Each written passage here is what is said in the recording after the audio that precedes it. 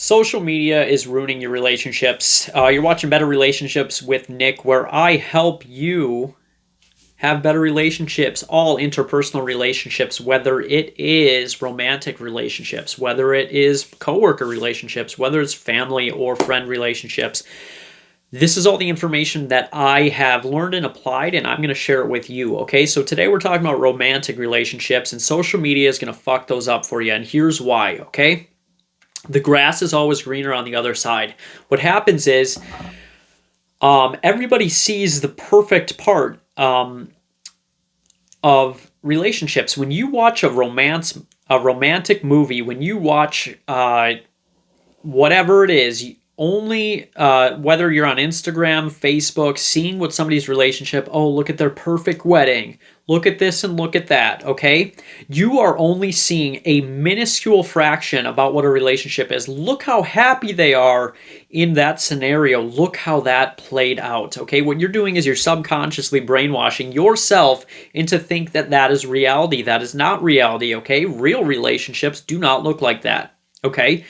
Real relationships require people that are on the same team, that are working together towards something, and unfortunately, they have differences, and they are going to have arguments. They are going to have roadblocks and things like that. And the more you become aware that relationships are not all sunshine and daisies, but a lot of them are hard work and are not fun, but can lead to meaningful pursuits together. Hey, look at all the things we overcame. Look at all the differences we came. Look at the way that we helped each other. And the Bible even kind of describes it like sanctify into the image of Christ, which is basically relationships help as iron sharpens iron, one man sharpens another. It basically is saying that a relationship kind of forms two people together through battling into the image of God, or let's just say, if you don't believe in God, let's just use the term a healthy, high consciousness individual, okay?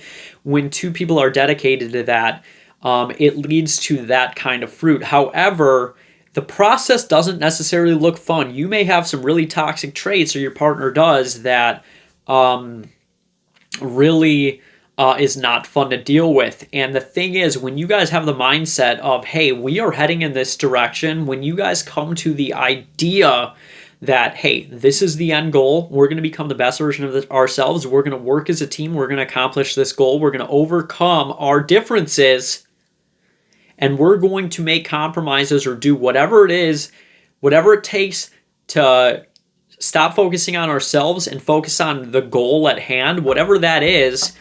The more you focus on that, the better your relationship ends up getting, because you're going to grow into the person you need to be, and the goal is going to get accomplished, okay? But here's what happens. The grass is always greener on the other side. The more I'm brainwashing myself with content that looks like relationships should be like this. You know, I watched this video recently, and this guy said him and his wife divorced because they saw their like friends were like holding hands or something, and they just enjoyed their presence of just like holding hands and walking around. They're like, yeah, I don't feel that way about you. And that made them divorce. And I honestly think that was fucking retarded of them to say that, because they thought that that was like the standard of what a relationship was, when really it was not. See, the grass is always greener on the other side. Option number one, we can say, look, I'm in the long haul. I'm choosing you, and we're going to fucking work this out. Or I'm just going to dip and try and find the easiest, most enjoyable thing, okay? When we're brainwashing ourselves with the easiest, most enjoyable thing, surprise, surprise, that baddie messages you on Instagram. Oh, wow, look how easy this is. We connect. This is who I'm really supposed to be with. And you get distracted and you get pulled away from what's really important, because you have a false sense of reality. A false sense of reality. So I think you should just get the fuck off social media. I think you need to get off of it, especially if you're married. There's so many distractions, okay? Here's what you need to do. You need to come up with one goal. Okay, this is the goal. I don't care if the goal is buy a better house. I don't care if it's build a church. I don't care if it's help people overcome depression. I don't care. What is that goal that you have with your spouse? And I want you to relentlessly pursue it and put your differences aside and get that shit done. Okay, here's what's going to happen. Delete social media right now after this video. I want you to don't just delete the app. I want you to delete the account. It's not worth it. It's not worth having the distractions, okay? Guess what? You know how many old people I see that are fucking lonely? You know what they did? They didn't stick it out with somebody. They didn't have something. They probably went for the next best thing, okay? Now we have 3 divorces, and now you're on your 4th divorce, and you got nobody, and you're 95, okay? We need to eliminate distractions. We need to get laser focused with our relationships. What direction do I want to head? Okay, we're going to head that way. Then we need to become the people that accomplish that thing, okay? And anything else that is getting in the way of that is our enemy, okay? And I can promise you this, at the end of that goal, you're going to be a lot more satisfied than that Facebook Messenger hookup that was so easy. All right? That's my goal for you. Get off social media. Stop with the temptation. Stop focusing in the wrong area. Let's not focus. Relationships were never supposed to be easy. Relationships most of the time aren't even fun. But you know what? They're meaningful. And it's really nice to be 85 and have somebody that you stuck it out with versus sitting around wishing you would have done something different. Okay? If you're young, take this advice. This is the advice that I give myself. All right? You know what? There's always going to be a nicer ass. There's always going to be somebody with better abs. There's always going to be a funner person. But you know what? When you pick something and you dedicate your life to it, you achieve mastery of that thing. 10,000 hours, okay? You can't have 10,000 hours.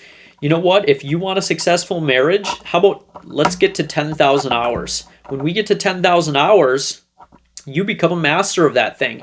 But you never get to those 10,000 hours if you keep bouncing around.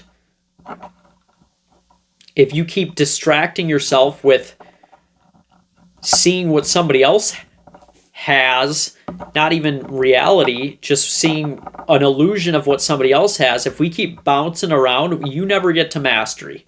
You never get to mastery, and you never get the satisfaction of mastering something.